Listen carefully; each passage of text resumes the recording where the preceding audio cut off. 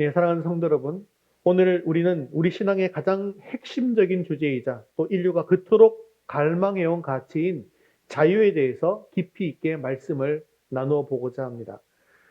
여러분들에게 있어서 자유라고 하는 것은 무엇입니까?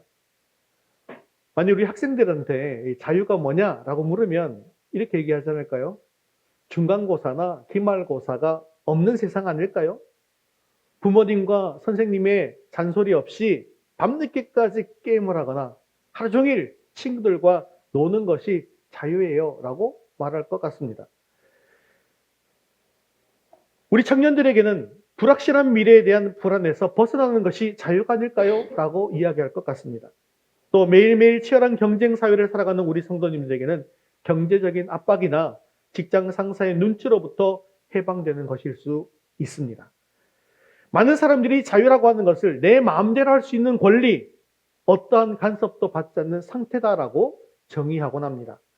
즉 내가 주인이 되어서 내 본능과 욕구대로 사는 것을 자유라고 착각하는 것이죠. 하지만 성경이 말하는 자유는 그것이 아닙니다. 이런 것은 방종이고요. 영적으로는 더 무서운 죄의 노예가 되는 길이다라고 이야기하고 있습니다. 우리 한번 상상해 볼까요? 하늘에 나는 연이 있습니다. 바람을 타고 높이 날아오는 이 연. 그런데 이 연이 밑에서 자기를 잡고 있는 원래의 줄을 보면서 불평하기 시작했어요.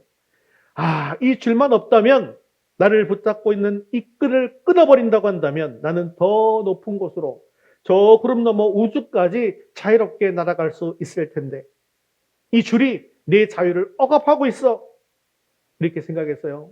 이 연은 이 줄을 온 힘을 다해서 끊어버렸습니다. 그런데요, 줄이 끊어진 순간 이 연은 과연 자유로워졌을까요? 한 1초나 2초 정도는 자유로워 보일지 모릅니다. 하지만 곧 그 연은 균형을 잃고 빙글빙글 돌다가 땅바닥으로 혹은 더러운 시궁창으로 나무가지에 박혀버리게 될 것입니다. 그리고 결국에는 찢어지고 망가져서 쓰레기통에 들어갈 운명이 되고 마는 것이죠. 이처럼 연의 자유다라고 하는 것은 줄에 매여 있을 때 그 팽팽한 긴장감 속에서 바람을 탈 때에만 존재하는 것입니다. 그런데 이것은 우리 인생도 마찬가지라는 거죠. 하나님과의 관계라는 줄, 말씀이라고 하는 줄, 이것이 끊어지면 우리는 자유로운 것이 아니라 끈 떨어진 연처럼 추락하고 만다는 것입니다. 오늘 우리가 읽은 이 갈라디아서는 그리스도인의 자유의 대헌장이다라고 불립니다. 예수 그리스도께서는 십자가 보혈로 우리를 죄와 사망의 법에서 그리고 율법의 저주에서 해방해 주심으로 자유를 주셨습니다. 그래서 우리는 더 이상 심판을 두려워하는 죄의 노예가 아닙니다. 그리고 우리는 하나님의 자녀가 된 것이죠. 그러나 하나님이 핏값을 치르고 우리에게 주신 이 고귀한 자유는 줄 끊어진 연처럼 내 욕망대로 살라고 주신 것이 결코 아니라는 사실입니다. 사도 바울은 오늘 본문을 통해서 그래서 우리에게 묻습니다. 하나님께서 주신 그 소중한 자유를 가지고 당신은 지금 무엇을 하면서 살아가고 있습니까? 육체의 욕망을 채우는 도구로 쓰고 있습니까? 아니면 성령의 바람을 타고 하나님 나라를 위해서 비상하는 거룩한 날개로 쓰고 있습니까? 오늘 이 시간 우리 모두가 결단하길 바랍니다. 세상이 말하는 거짓된 자유, 즉 내 마음대로 죄를 짓는 방종의 이 자유를 끊어내시고 예수 그리스도 안에서 누리는 참된 자유, 거룩한 능력으로 살아가는 진짜 자유를 회복하는 결심하는 시간 될 수 있기를 바랍니다. 오늘 말씀을 통해서 우리 안에 여전히 꿈틀거리는 육체의 소욕을 십자가에 못 박고 오직 성령의 능력으로 살기로 다짐하며 나아가는 저와 여러분 되시기를 주님의 이름으로 축원합니다. 우리 첫 번째 같이 읽겠습니다. 방종이 아니라 사랑으로 종 노릇 하십시오. 가장 먼저 우리가 새겨야 할 이 진리는요. 하나님께서 우리에게 자유를 주신 목적이 바로 사랑으로 서로 종 노릇하기 위함이라는 사실입니다. 우리 13절 말씀 같이 읽겠습니다. 형제들아 너희가 자유를 위하여 부르심을 입었으나 그러나 그 자유로 육체의 기회를 삼지 말고 오직 사랑으로 서로 종노릇하라. 자, 이 말씀은 기독교 신앙의 놀라운 역사를 보여주고 있는데 이 종교개혁자인 마틴 루터는 그리스도인의 자유라고 하는 책에서 이렇게 표현하고 있습니다. 함께 읽겠습니다. 그리스도인은 더할 나위 없이 자유로운 만물의 주인이요 아무에게도 예속되지 않는다. 그러나 동시에 그리스도인은 더할 나위 없이 충실한 만물의 종이요 모든 사람에게 예속된다. 쉬운 말입니까? 어려운 말입니까? 네, 굉장히 어려운 말입니다. 근데 이게 무슨 뜻일까요? 우리는 예수 그리스도의 십자가 공로로 죄에서 해방되어서 왕 같은 제사장이 되었습니다. 그러므로 우리는 우리를요 누구도 정죄할 수가 없습니다. 그래서 우리는 완전한 자유인입니다. 그러나 그 자유를 얻은 우리는 이제 우리를 구원하신 주님의 그 사랑에 감격해서 스스로 자원함으로 이웃을 섬기는 사랑의 종이 되기로 선택한다는 것입니다. 자, 이 차이를 이야기하기 위해서 한 가지 예를 한번 들어보도록 하겠습니다. 어느 유명한 만두 가게에 종업원이 있었습니다. 그런데 이 가게 주인은 매우 엄격하고 깐깐하기로 유명한 사람입니다. 그래서 주인은 종업원에게 매뉴얼을 주었어요. 너는 아침 6시에 정각에 반드시 문을 열어야 한다. 만두피 무게는 반드시 15g이어야 한다. 손님이 들어올 때 인사는 반드시 45도 각도로 인사해라. 종업원은 이 주인의 규칙을 철저히 지킵니다. 왜 그렇습니까? 이 규칙을 지키지 않으면요, 혼나거나 월급이 깎이거나 아니면 해고당할 수 있기 때문입니다. 그래서 몸은 성실하게 움직여요. 하지만 마음속에는 불평이 가득합니다. 주인이 왜 이렇게 깐깐하지? 내가 사람이지 기계인가? 왜 나를 기계 취급하나? 이것이 바로 율법 아래에 있는 종의 모습이라는 거죠. 율법이 무서워서 벌받지 않으려고 해고당하지 않으려고 억지로 순종하는 것입니다. 그런데 어느 날 놀라운 일이 일어났어요. 자식이 없던 주인이요 성실하게 일하는 이 청년을 눈여겨봤습니다. 그래서 결국 이 청년을 자신의 양자로 입양한 것입니다. 하루아침에 종업원에서 주인의 아들로 바뀐 것입니다. 이제 이 가게는 장차 그의 것이 될 것입니다. 그 다음날 아침 이 청년은 과연 어떻게 행동할까요? 아싸, 이제 내 세상이다. 이제 나는 주인의 아들이니 아침 6시에 문 열지 말고 편안하게 아침 10시에 문 열자. 그리고 이제 일도 대충 하고 내 마음대로 놀아야지. 이럴까요? 만일에 아버지를 사랑하고 철이든 아들이라고 한다면 결코 그렇게 하지 않을 것입니다. 오히려 누가 시키지 않아도 1시간 일찍 새벽 5시에 일어나서 가게 문을 열 것입니다. 만두피를 더 맛있게 만들기 위해서 15g이 좋을지 15.1g이 좋을지 15.5g이 좋을지 밤새 연구할 겁니다. 손님들에게 45도 아니라 90도로 더 친절하게 웃으며 인사할 것입니다. 규칙은 예전과 똑같거나 아니면 더 엄격해졌을 수 있습니다. 하지만 그 규칙을 지키는 마음의 동기가 완전히 바뀌어버린 것이죠. 예전에는 두려움 때문에 그 규칙을 지켰어요. 하지만 이제는 사랑 때문에 규칙을 지키게 되었습니다. 왜냐하면 이 가게는 내 아버지의 가게이고 곧 나의 가게이기 때문이죠. 이것이 바로 복음 안에서의 자유에 대한 의미가 되는 것입니다.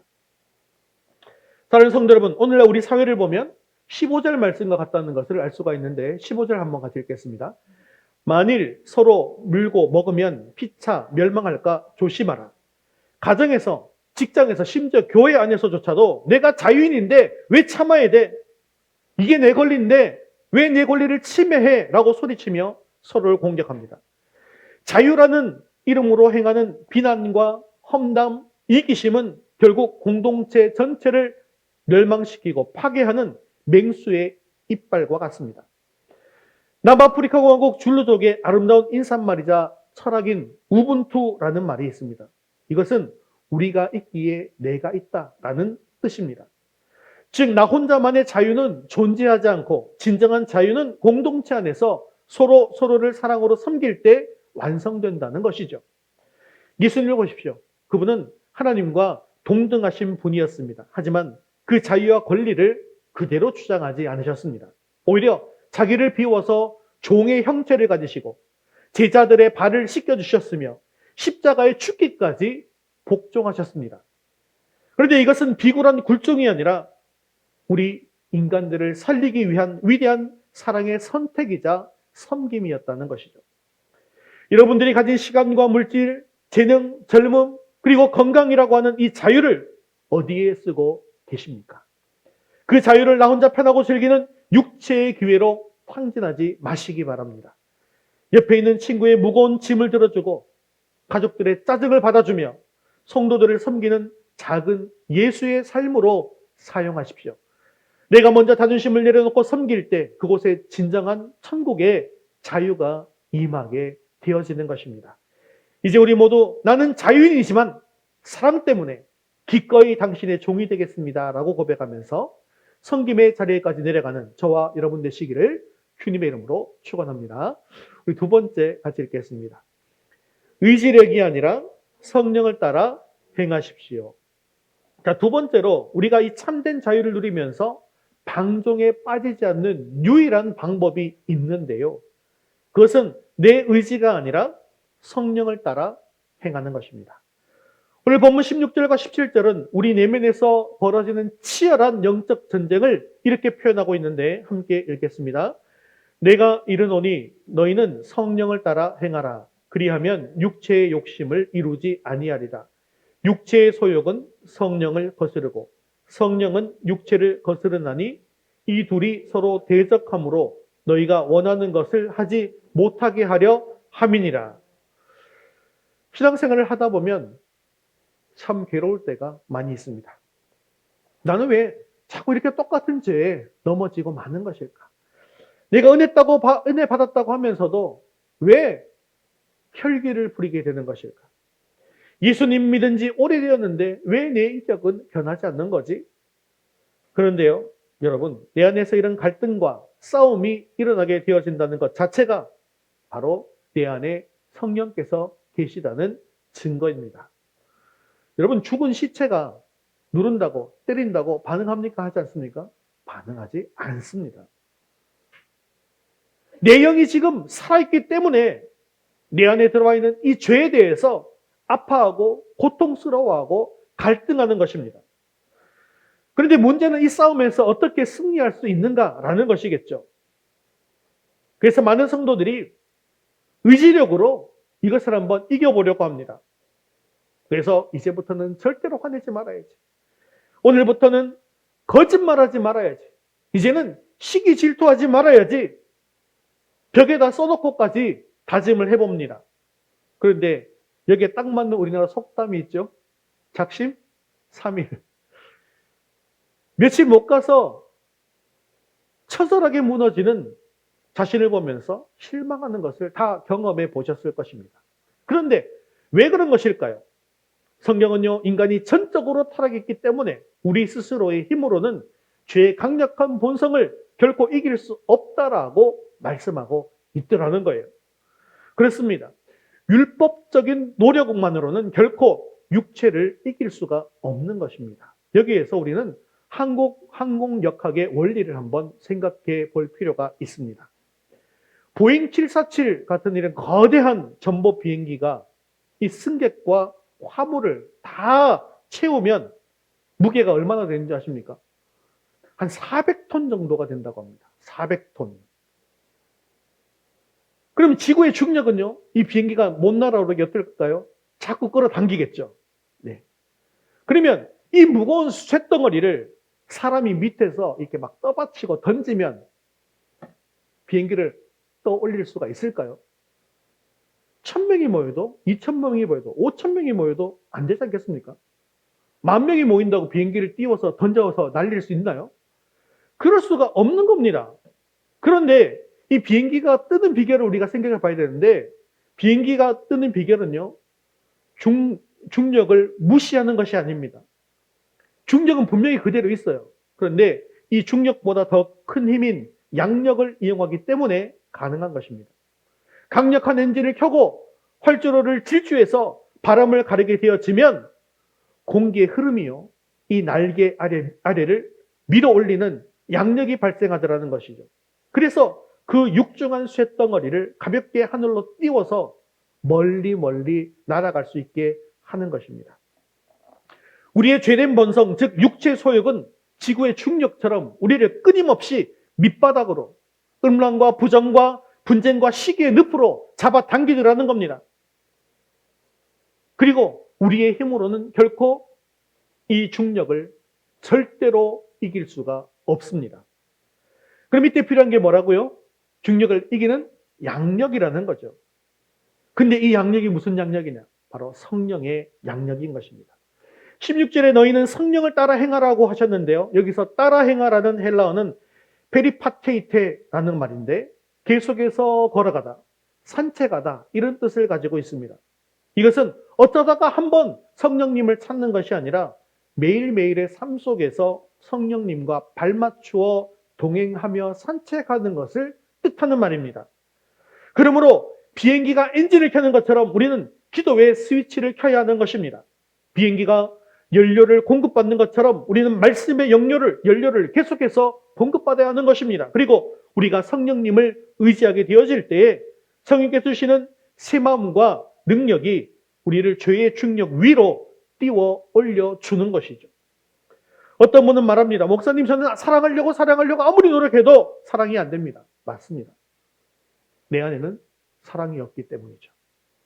그래서 우리는 하나님을 더욱더 가까이 하고 기도해야만 하는 것입니다. 성령님, 내 힘만으로는 저 사람을 절대로 사랑할 수 없습니다. 저 사람을 절대로 용서할 수 없습니다. 주님의 사랑을 내게 부어 주시옵소서. 내 의지가 아니라 성령의 능력을 의지합니다. 이것이 바로 신앙생활의 비밀이고 우리가 성령의 능력으로 비상하는 비결이 되는 것입니다. 불가능해 보이는 거룩한 삶도 이 성령의 능력을 힘입으면 가능해지더라는 것이죠. 오늘 이 시간 나의 연약함을 솔직하게 인정하시기를 바랍니다. 그리고 내 의지와 결심이 아니라 내 안에 계신 성령님의 능력을 전적으로 의지하시기로 결단하시기 바랍니다. 그래서 육체의 소욕을 이기고 날마다 거룩한 삶으로 비상하는 승리의 주인공들이 다 될 수 있기를 주님의 이름으로 축원합니다. 세 번째 같이 읽겠습니다. 헛된 영광이 아니라 성령의 열매를 맺으십시오. 자, 마지막 세 번째로 성령을 따라 사는 삶의 이 결과가 뭘까? 이 자유의 결과가 뭘까? 그는 반드시 성령의 열매를 맺으면서 자기의 헛된 영광을 구하지 않는 것으로 증명되어진다라는 사실입니다.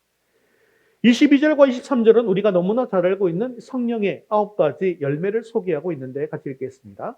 오직 성령의 열매는 사랑과 희락과 화평과 오래 참음과 자비와 양선과 충성과 온유와 절제니 이 같은 것을 금지할 법이 없느니라.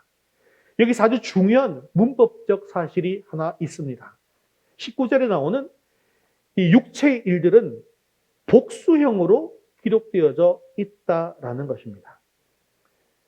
육체의 일은 열거된 15가지, 음행, 더러운 것, 호색, 우상숭배, 주술, 원수 맺는 것, 분쟁, 시기, 분냄, 당짓는 것, 분열함, 이단, 투기, 술취함, 방탕함 이런 것들인데요. 21절에 보면 또 그와 같은 것들이라고 하는 표현이 있죠.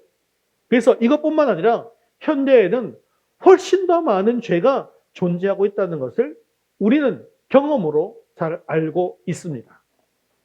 그리고 이 육체의 일들은 우리 삶의 다양한 영역인 마음과 말과 행동과 관계에서 동시에 너무나도 많이 샘솟듯 솟아오르는 그런 특성을 가지고 있습니다. 끊임없이 우리를 죄의 중력을 가지고 잡아당기는 것이죠. 반면에 22절의 성령의 열매는 헬라 원문에서 단수형으로 되어져 있습니다. 그러면 이 9가지 열매가 따로따로 열리는 것이 아니라 포도송이처럼 하나의 성품 안에 9가지 맛이 어우러져 있다는 것이죠.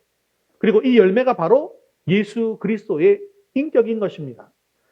여기에서 그 일들과 열매를 비교해 볼 때 일들은요, 인간이 스스로의 힘으로 생산해내는 결과물인 반면에 성령의 열매는 성령 안에 거할 때 맺히는 자연스러운 결과가 된다는 것입니다.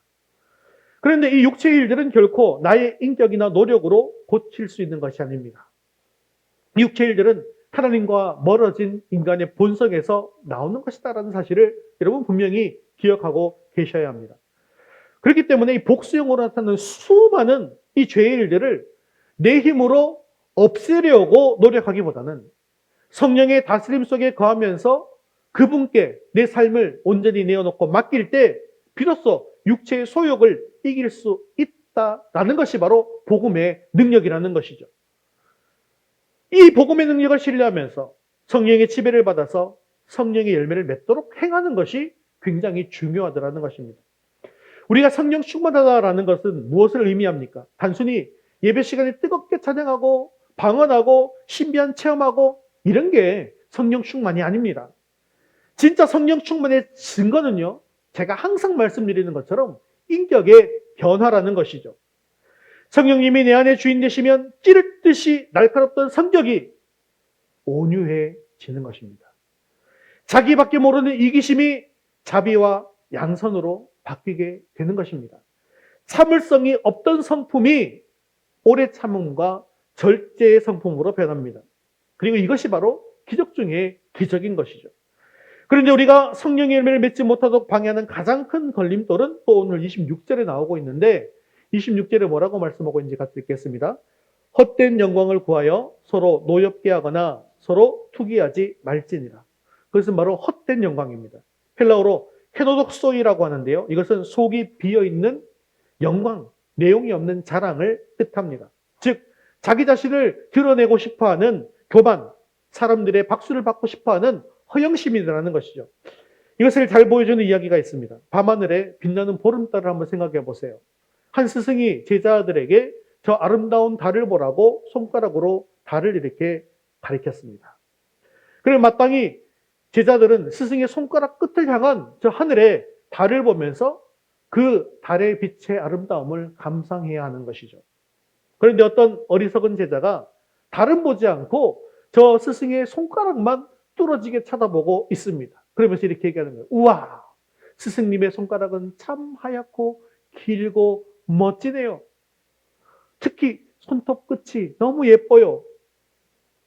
심지어 그 손가락을 가리키면서 박수를 막 치기 시작합니다.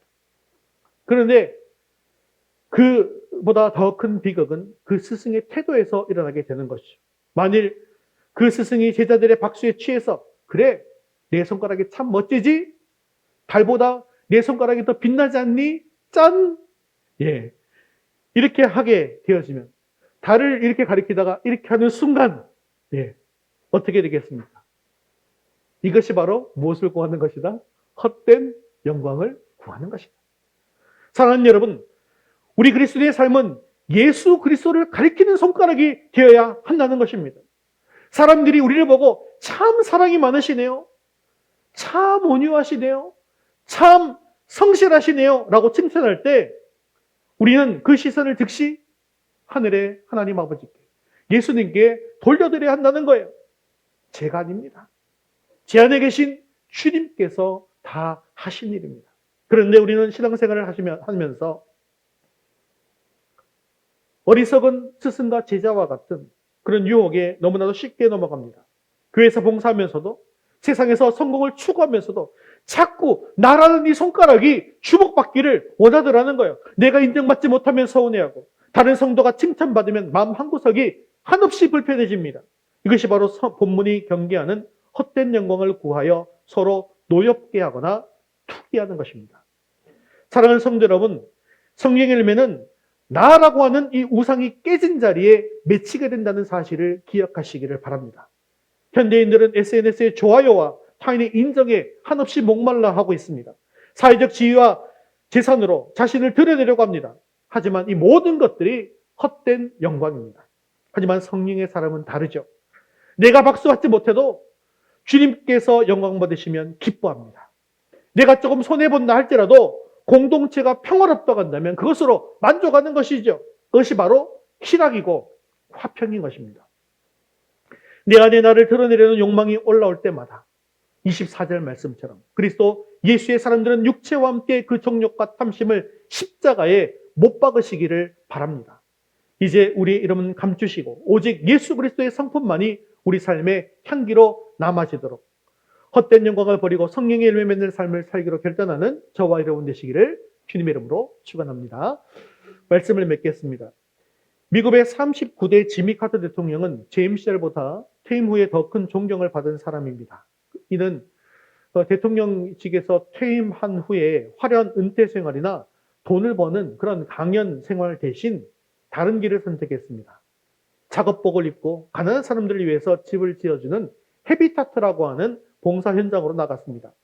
땡볕 아래에서 땀을 뻘뻘 흘리면서 망치질을 했습니다.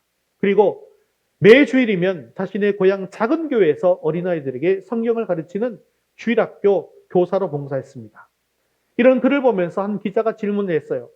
전직 대통령으로서 편안하게 지낼 수도 있을 텐데 왜 이렇게 사시죠? 카터가 웃으면서 대답했습니다.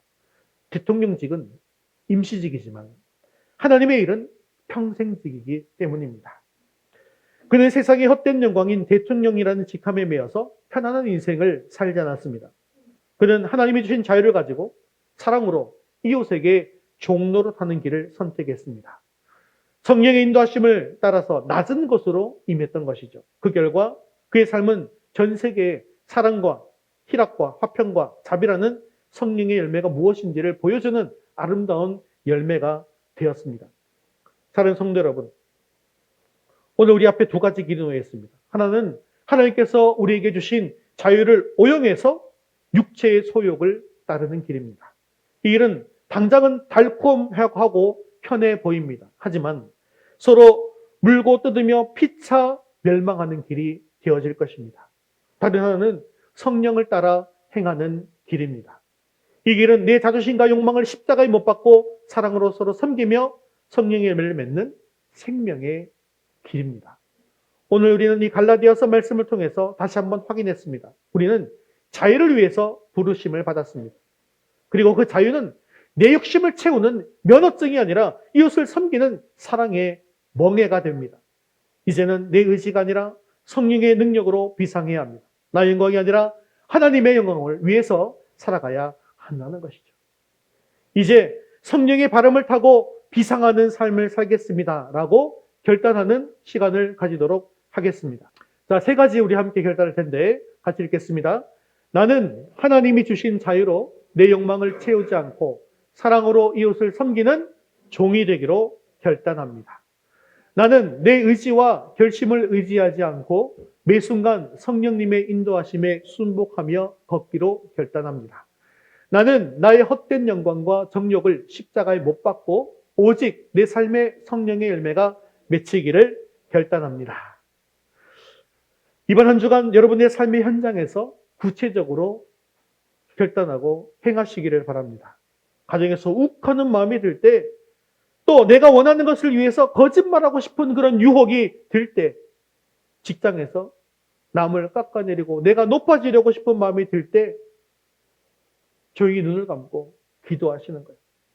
성령님, 이 부족하고 연약한 나를 다스려 주옵소서. 내 안에 육체의 소욕을 십자가에 못 박습니다. 내가 죽고 오직 예수만 살게 하여 주옵소서. 성령의 인도하심을 따라서 참된 자유의 인의 품격을 가지고 세상 한가운데서 예수 그리스도의 사랑을 실천하는 저와 여러분 되시기를 주님의 이름으로 축원합니다.